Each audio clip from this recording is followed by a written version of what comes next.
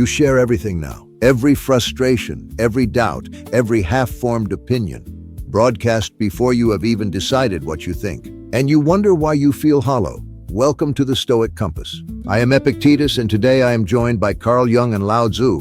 Today we are examining, why does keeping your inner life private make you stronger?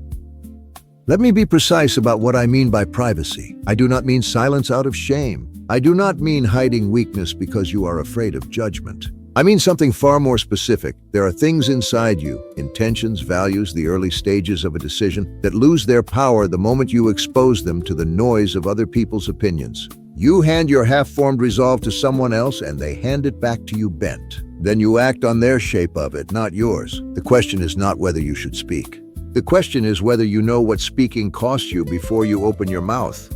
I would not argue against privacy, but I think you are describing only half of it, Epictetus. Yes, premature disclosure can dilute intention. But there is another reason people overshare, and it has nothing to do with strategy. They share compulsively because they cannot sit alone with what is inside them. The inner life has accumulated material, doubts, impulses, fantasies, fears, that the ego finds intolerable in silence. So they push it outward. They talk it into the open air, not to communicate, but to evacuate. The problem is not merely tactical. It is that many people genuinely do not know how to be alone with themselves, and that avoidance has consequences that no amount of disciplined silence will fix. You are both describing something real, but I notice you are each treating privacy as a tool, something to use strategically or to manage carefully. That framing already puts you on the wrong footing. Privacy is not a technique. It is what remains when you stop trying to be seen. Most people do not share because they want connection. They share because they have confused being witnessed with being real. They believe that if no one observes the thought does not fully exist. That is the confusion worth naming. The inner life does not need an audience to be alive. Lao Tzu, I agree with your conclusion and disagree with how you get there. You say privacy is what remains. I say privacy is what you build. It is not a passive state, it is a discipline. The Stoics understood this clearly. Guard your ruling faculty. What you keep inside, unpolluted by the opinions of others, retains its integrity. What you expose prematurely, your grief, your plans, your early convictions, these get contaminated. Other people's reactions attached to them. And then you cannot tell anymore which parts are yours and which parts are the residue of other people's approval or disapproval. That contamination is the enemy of clear action. Epictetus, the word you keep using is contamination, and I think it is revealing. You speak as though the inner life is a pure substance that external contact corrupts. But the inner life is not pure to begin with, it is layered. It is contradictory. It contains what the person knows about themselves and, far more importantly, what they do not know. The shadow, to use my own term, is not a poetic concept. It is the actual psychological reality of every motive you have not examined, every impulse you have suppressed because it did not fit your self-image. Privacy from others does nothing about that. You can be perfectly private and still be completely deceived about your own interior.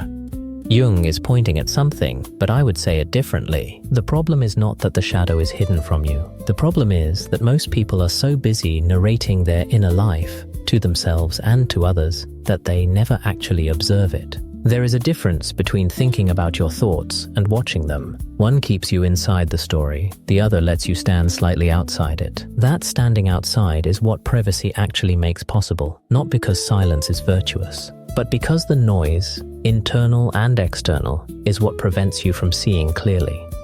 Then we agree on the noise. But let me make the practical cost concrete because neither of you has done that. When you announce your intentions before you have acted on them, research tells you nothing new, but your own experience tells you plenty. You tell someone you're going to change and the telling releases something. A small pressure valve opens. The urgency diminishes. You mistook the declaration for the act. You perform the change without making it. That is not a minor psychological curiosity. That is the mechanism by which most resolutions die. The speaking is the failure. Not always, but often enough that you should treat your unspoken resolve as something worth protecting. I take your point about premature declaration, but you are describing a symptom, not a cause. People do not share their intentions prematurely because they lack willpower. They do it because the intention itself is partly constructed for an audience. The resolution was never entirely internal. It was always, at some level, a performance, a story told to the self with the implicit assumption that others would eventually be watching. If you want to understand why someone cannot hold an intention privately, you need to ask what function the audience serves psychologically. In many cases, the audience is a substitute for internal authority. The person does not trust their own judgment enough to act on it without external validation. Telling someone is a way of borrowing their confidence. That is worth sitting with. The person who cannot hold something privately has not lost discipline. They have not located themselves yet. They do not know where they end and the opinions of others begin. That is the actual problem. And you cannot solve that problem by simply deciding to speak less. You can go silent and still be entirely oriented toward the invisible audience in your head, performing your privacy, performing your discipline, imagining how impressive your restraint looks. That is still an outward orientation. The inner life only becomes private, genuinely private, when you stop performing it even for yourself. Now you are making it too subtle, Lao Tzu. Most people do not need a discourse on the phenomenology of self-observation. They need a clear instruction. Here is the instruction. The next time you are about to tell someone your plan, your goal, your grief, or your grievance, pause. Ask yourself one question: what do I need from this? If the answer is anything other than specific, practical help, do not speak. Keep it. Work with it alone until it has hardened into something you have actually done, not something you intend to do. That is not mysticism, that is behavioral discipline, and it works. The instruction is useful, but it assumes people know what they need, and that is precisely what is often missing. If the pattern of oversharing is deep, if it has been running for years, then the pause you are prescribing will be intercepted. The person will pause, will genuinely ask themselves what they need, and will receive a sincerely mistaken answer. They will believe they are sharing for practical reasons when they're actually seeking validation. The self-deception is not conscious, it is structural, which is why the work has to include a genuine examination of the pattern, not just an interruption of it.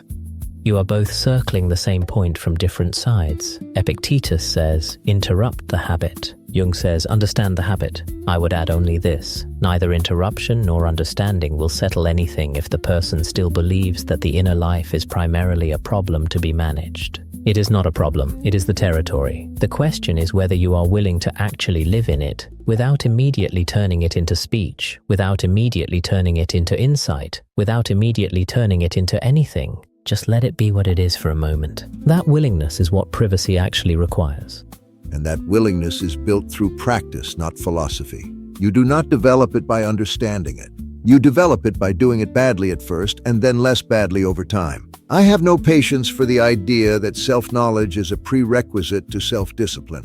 They develop together through action. You keep something private, you notice what that costs you and what it returns to you, and over time you learn, concretely, not abstractly, which things are worth protecting and which things genuinely need to be spoken.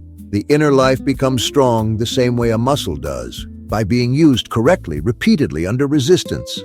The muscle metaphor is useful, but it still sidesteps something. Let me put it this way. I have worked with individuals who were extraordinarily disciplined, who kept everything private, who had ironclad self-control, and who were underneath that control, deeply fragmented. The privacy was not strength. It was a fortress built around a wound that had never been examined. The discipline was real, but it was in service of avoidance. From the outside, it looked like stoic virtue. From the inside, it was a man running from himself at high speed with excellent posture. Privacy is not always strength. Sometimes it is the most sophisticated form of hiding. Yes, and this is where I think the question itself needs adjusting. The episode asks why privacy makes you stronger, but the stronger you become through privacy depends entirely on what you are doing while you are silent. Silence in the service of attention makes you more present. Silence in the service of avoidance makes you more rigid. The silence is neutral. What matters is whether in that silence you are actually with yourself or simply away from others. Those are not the same thing. Fine, accepted. Then let me sharpen the claim. Privacy makes you stronger when it is privacy in service of something. A forming intention, a recovering grief, an emerging clarity. The error is not in being private. The error is in being private as an end, as though silence itself is the virtue. Silence is the container. What you do inside it is the work. And most people never do the work because they never create the container long enough for the work to begin. They fill the silence with speech before anything useful can form. So yes, silence can be avoidance, but the solution to that is not to break the silence. It is to inhabit it more honestly. I think we may actually be arriving somewhere. The inner life becomes a source of strength not simply because it is kept from others, but because the act of keeping it, when done with genuine attention rather than armored control, forces a different relationship to one's own experience. You cannot outsource the processing, you cannot get someone else's reaction and use it as a substitute for your own understanding. When you hold something inside, you have to metabolize it yourself. And that metabolic process, if you let it run fully rather than short-circuit it with premature disclosure, produces something genuinely yours. A judgment, a clarity, a capacity. That is not just willpower, that is the formation of a self. The tree does not explain itself to the wind. It simply stands, and what bends, bends, and what holds, holds, and when the weather passes, it has learned something the wind will never know about it. That is the first thing you have said today, Lao Tzu, that I cannot improve on. Then perhaps say nothing. All of this argument, and we have not yet said the one thing the listener actually needs to hear. Let that come now.